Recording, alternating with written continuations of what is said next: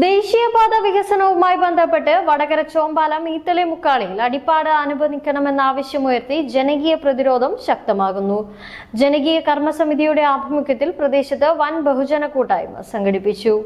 ചോമ്പാൽ തുറമുഖത്തിന്റെ വികസനത്തെയും മത്സ്യത്തൊഴിലാളികൾ ഉൾപ്പെടെയുള്ള തീരദേശവാസികളെയും ദോഷകരമായി ബാധിക്കുന്ന രീതിയിലാണ് നിലവിലെ ദേശീയപാത നിർമ്മാണമെന്നാണ് നാട്ടുകാരുടെ പരാതി.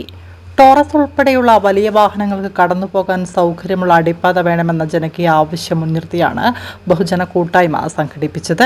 വടകര ബ്ലോക്ക് പഞ്ചായത്ത് പ്രസിഡന്റ് കോട്ടയിൽ രാധാകൃഷ്ണൻ കൂട്ടായ്മ ഉദ്ഘാടനം ചെയ്തു. ഇവിടെ ഇപ്പോൾ അണ്ടർപാസിന് വേണ്ടിയുള്ള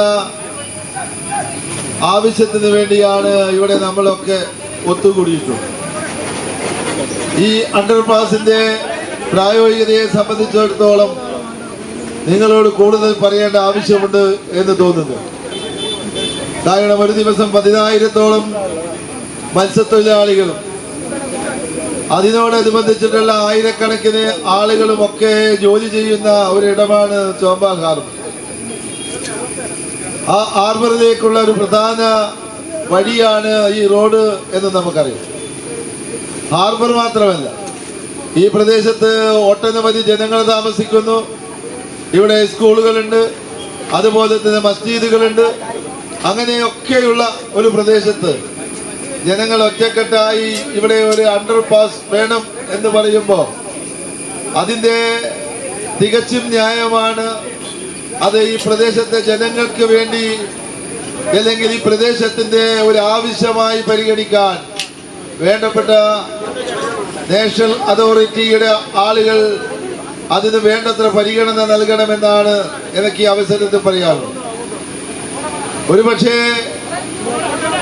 ഈ പരിപാടിയിൽ പങ്കെടുത്തുകൊണ്ട് നിങ്ങളോട് ഈ കാര്യത്തെപ്പറ്റി സംസാരിക്കുമ്പോൾ എനിക്ക് ഒരു അഭിപ്രായമുള്ളത്, നമ്മൾ ഒരുപക്ഷെ ഇത് കുറച്ച് നേരത്തെ തുടക്കം കുറിക്കേണ്ടതായി.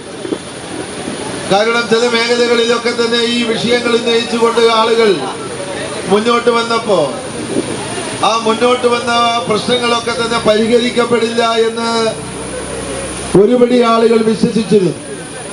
പക്ഷേ അതൊക്കെ തെറ്റായിരുന്നു എന്നും ജനങ്ങളുടെ ആവശ്യത്തെ നേരിട്ട് കാണാനും അത് പരിഹരിക്കാനും നമ്മുടെ ഈ പ്രദേശത്ത് സാധിച്ചിട്ടുണ്ട് എന്ന് ഒട്ടനവധി MP ജയപ്രകാശിന്റെ അധ്യക്ഷതയിൽ ചേർന്ന യോഗത്തിൽ ജില്ലാ പഞ്ചായത്ത് അംഗം TK സിബി, ഗ്രാമപഞ്ചായത്ത് അംഗങ്ങളായ പ്രമോദ് മാട്ടാണ്ടി, അനിത പിലാക്കണ്ടി, ജലജ വിനോദ് എന്നിവരും വിവിധ സാമൂഹിക രാഷ്ട്രീയ സാംസ്കാരിക നേതാക്കളും സംസാരിച്ചു.